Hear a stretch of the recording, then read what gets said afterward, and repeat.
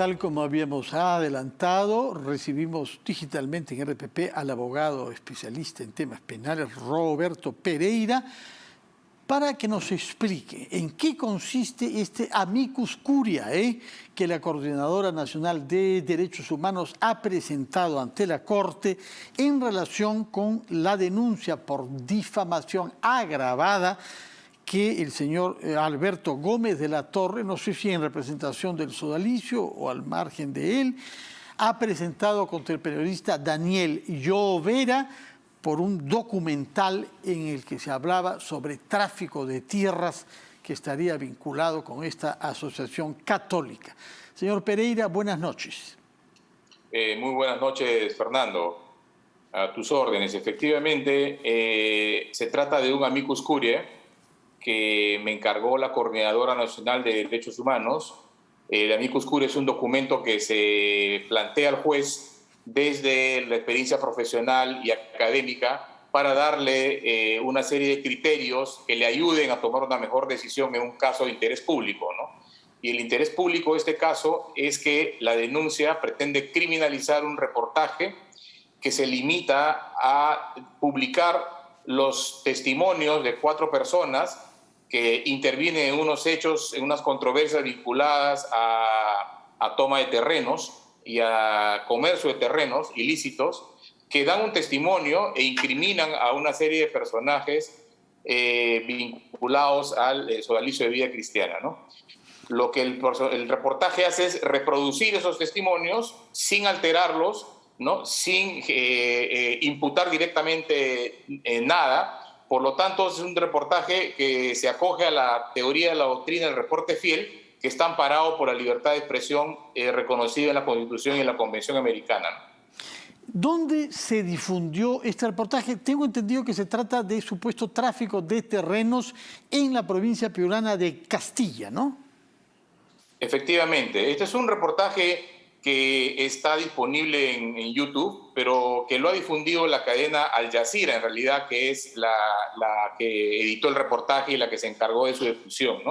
Esto está disponible en la red, ¿no? Y cualquier persona que desee lo puede ubicar ahí, ¿no? De acuerdo, Al Jazeera, para quien no lo sepa, es una cadena, me parece, propiedad del Emirato Qatar, del Golfo Pérsico, ¿no? Sí, es una cadena árabe internacional de noticias, ¿no? de mucho prestigio, que decidió pues, asumir este reportaje y difundirlo. Ahora bien, ¿bajo qué argumentos es que ha habido una acusación, una denuncia contra el periodista Daniel Llovera por difamación agravada? Es decir, la acusación se basa en qué hechos, en qué indicios para que se le pueda atribuir este delito. Lo que sostiene la denuncia es que los contenidos vertidos por estos testigos son falsos, ¿no? Y además afectan el honor del señor Gómez de la Torre Pretel. Eso es lo que él plantea en la querella y, por tanto, responsabiliza al periodista Daniel Llovera por esos contenidos. Pero eso es un error, porque el ejercicio del periodismo está cubierto por la libertad de expresión, el que los periodistas puedan dar a conocer versiones de terceras personas en relación con problemas o asuntos de interés público, ¿no? Si hay una incriminación que no es cierta, la responsabilidad no es del periodista que difunde esa información, sino de la fuente de la información. En tanto la fuente esté plenamente identificada, sea una fuente verosímil al momento de emitir el contenido, y que el periodista no haya hecho ninguna imputación directa y no haya agregado o distorsionado el testimonio que esa fuente está plasmando en el reportaje, ¿no? Por lo tanto, si se cumplen esos requisitos, que en este caso se cumplen, no podría criminalizarse al periodista, que lo único que hace es dar a conocer a la opinión pública la versión que tiene un grupo de personas en relación con esos hechos noticiosos, ¿no? Y sobre un tema similar, ¿hay antecedentes, hay jurisprudencia sobre esto?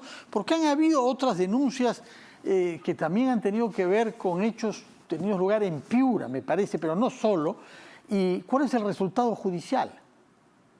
Bueno, hay una jurisprudencia emblemática en la Corte Interamericana, ¿no? El caso de Herrera Ulloa, que es el caso de un periodista que toma a su vez la difusión de noticias de otros medios europeos en relación con la conducta de un embajador costarricense en Europa, ¿no? Y da a conocer eso, el embajador consideró que se había lesionado su honor y denuncia al periodista, el periodista es condenado y finalmente el caso termina en la Corte Interamericana. Y ahí la Corte Interamericana establece claramente esta doctrina del reporte fiel, ¿no? Que según el cual el periodista que se limita a difundir algo que ha sido difundido por otra fuente, en la medida en que la fuente sea una fuente verosímil al momento del reportaje y el periodista no altera o modifica la versión, y tratándose de interés público, los hechos en cuestión, no puede haber responsabilidad penal para el periodista o para el medio, ¿no? En el caso del Perú, ¿hay antecedentes? En el caso del Perú nunca se ha discutido un caso de reporte fiel tan claro, ¿no? Sin embargo, la Corte Suprema, en un acuerdo plenario del año 2006, recoge este criterio jurisprudencial de la Corte Interamericana y establece también como una pauta para todos los jueces nacionales tener en cuenta este supuesto de reporte fiel, donde la diligencia periodística se limita a verificar la realidad de la declaración, es decir, la existencia de la fuente, a identificarla y a no distorsionar aquello que la fuente está difundiendo, ¿no? Eso está en el acuerdo plenario de la Corte Suprema y por lo tanto es un criterio exigible para todos los jueces de la República, ¿no? ¿Este proceso actualmente se halla en qué fase y ante qué instancia judicial? Está en un juzgado de primera instancia, un juzgado penal, ¿no? Y está, entiendo, la instrucción, es decir, la etapa de primera instancia a punto de culminar, ¿no? A punto ya de emitirse una sentencia. ¿En qué distrito judicial? Está en la Corte Superior de Lima, es un juzgado penal de Lima. En la Corte Superior de Lima, o sea, ya ha pasado por alguna instancia previa para haber llegado a la Corte Superior, o se ha plantado directamente. Está en el juzgado. Está en el juzgado. En un juzgado, ya. Todavía no está propiamente en la Corte Superior. ¿Cuánto puede tomar? ¿Cuándo sabremos qué decisión va a tomar el juez que se ocupa de este caso? Bueno, ese es otro problema también que se aborda en el escrito que hemos respetuosamente alcanzado al juez para que lo tome en consideración, porque este es un caso en realidad que ya prescrito, ¿no? Porque la difusión de reportaje ya se ha producido hace más de 4 años y medio, ¿no? Que es el plazo de prescripción. No sabemos el criterio que va a tomar el juez al respecto, pero en todo caso, según me tengo entendido, porque yo no soy abogado patrocinante, yo soy un tercero que está presentando un escrito amicus curiae, entiendo que ya está a punto de emitir sentencia, no debería esto tardar muchos días más.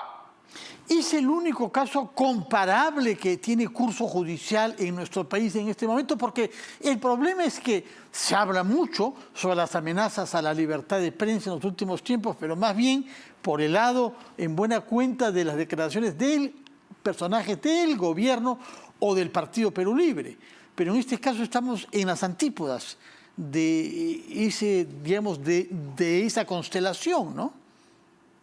Sin duda, es un caso donde involucra a un personaje que, si bien no es funcionario público, es decir, el querellante, sí es un personaje público en la medida en que tiene un rol relevante, ha tenido un rol relevante, entiendo yo, en una organización vinculada al sodalicio de vida cristiana, ¿no? Y que ha intervenido además en unos proyectos inmobiliarios, ¿no? Entonces, sin duda es un personaje de relevancia pública, no solo este medio, sino otros más han cubierto estos hechos, ¿no? Pero hay que tener en cuenta algo, Fernando, ¿no? Que este mismo argumento puede ser usado también por personajes públicos o personajes del gobierno para tratar de criminalizar los reportajes que se basan en el testimonio de personas que han participado en hechos de interés público, ¿no? Sí, pues por eso digo que hay una amenaza que venía sobre todo de otro sector y que estaría esperando gustoso de que haya un precedente acá de condena a un periodista, que es una forma de hacer que no se hable de lo que disgusta a algunos. Sin duda, sin duda. Esa es la razón precisamente para la que la coordinadora, y en mi caso, desde mi experiencia académica y profesional, hayamos intervenido, ¿no? Precisamente porque este caso no se reduce al interés de las partes, sino que trasciende y se conecta directamente con un interés público prevalente que tiene que ver con lo que acabas de decir, ¿no? Con que si estos criterios se consolidan a nivel judicial, hay un riesgo significativo para la libertad de expresión, en tanto se va a comenzar a criminalizar ejercicios válidos de libertad de expresión y de libertad de información en sentido estricto, ¿no? Claro. Entonces la población se vería afectada de conocer hechos, porque esto lo que genera es el efecto de autorrestricción, de autocensura como consecuencia de estos procesos penales. Absolutamente miedo a decir cosas que puedan irritar a alguien y hallarse uno ante un proceso de este tipo. Yo le ruego que nos mantenga informados, por favor, de la manera como el juzgado acoge su amicus curia o el amicus curia de la coordinadora, asesorada sin duda por usted, y cómo evoluciona todo este proceso que efectivamente, como usted dice, será relevante para la libertad de prensa en general. Muchas gracias, Roberto Pereira, por su presencia en RPP. Que tenga muy buenas noches.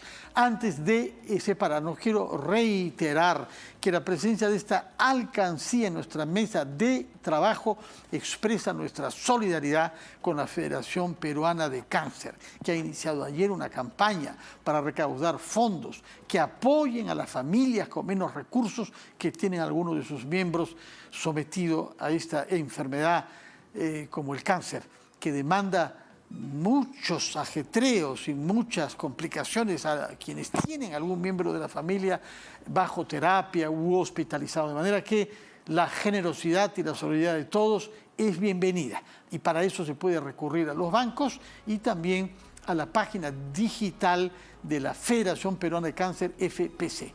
Muchas gracias por su sintonía, que tengan buenas noches. Nos damos cita mañana a las 7 a una nueva versión de las 5 de las 7. Muy buenas noches.